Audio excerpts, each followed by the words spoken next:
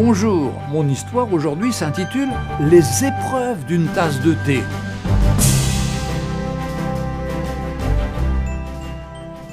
Je me rappelle l'époque où, avant d'être une tasse, je n'étais qu'une boule d'argile.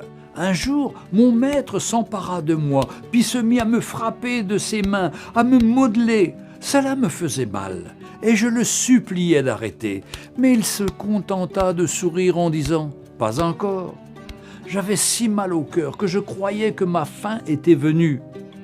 Heureusement, il finit par me sortir de là. Puis il me plaça sur un tour de potier et me fit tourner. Je ne comprenais pas pourquoi. Puis il voulait me faire passer par le feu. Alors je hurlais, je le suppliais d'arrêter, de me faire sortir. À travers la porte vitrée, je distinguais encore son visage et je le vis me sourire et hocher la tête en disant « Pas encore ». Puis soudain, me saisissant, le maître se mit à me poncer, à me brosser. Puis il prit un pinceau et me badigeonna de toutes sortes de couleurs.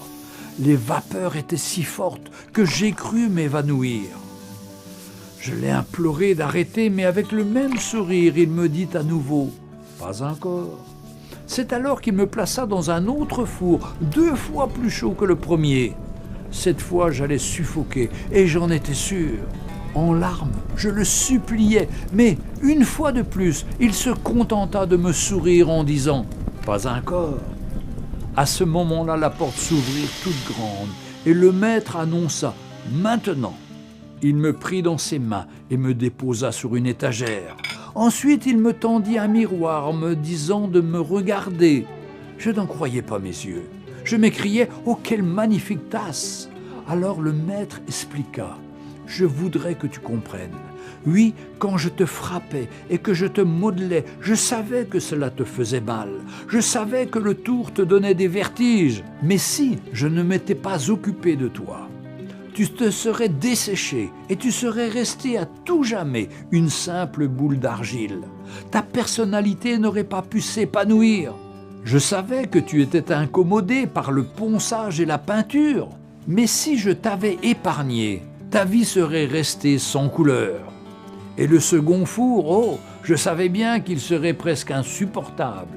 Mais vois-tu, si je ne t'y avais pas placé, tu n'aurais pas été capable de résister aux pressions de la vie. Ta force n'aurait pas suffi et tu n'aurais pas survécu longtemps.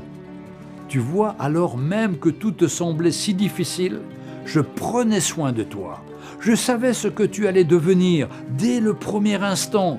J'entrevoyais déjà le produit fini. Mes amis, il en est de même pour nous. Acceptons les différentes épreuves par lesquelles nous passons. Dans la première épître de Pierre, chapitre 1, versets 6 à 8, il nous est dit « C'est là ce qui fait notre joie, quoique maintenant, puisqu'il le faut, vous soyez attristés pour un peu de temps par diverses épreuves, afin que l'épreuve de votre foi, plus précieuse que l'or périssable, qui cependant est éprouvé par le feu, ait pour résultat la louange, la gloire et l'honneur lorsque Jésus-Christ apparaîtra, lui que vous aimez sans l'avoir vu, en qui vous croyez sans le voir encore, vous réjouissant d'une joie ineffable et glorieuse. » Écoutez ce que nous dit l'épître de Jacques dans le chapitre 1, versets 2 à 4. Mes frères, regardez comme un sujet de joie complète les différentes épreuves auxquelles vous pouvez être exposés, sachant que l'épreuve de votre foi produit la patience. Mais il faut que la patience accomplisse parfaitement son œuvre, afin que vous soyez parfaits et accomplis sans faillir en rien.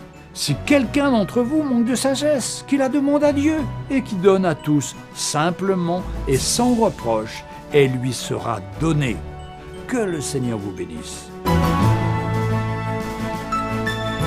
Retrouvez Un jour une histoire sur www.365histoire.com.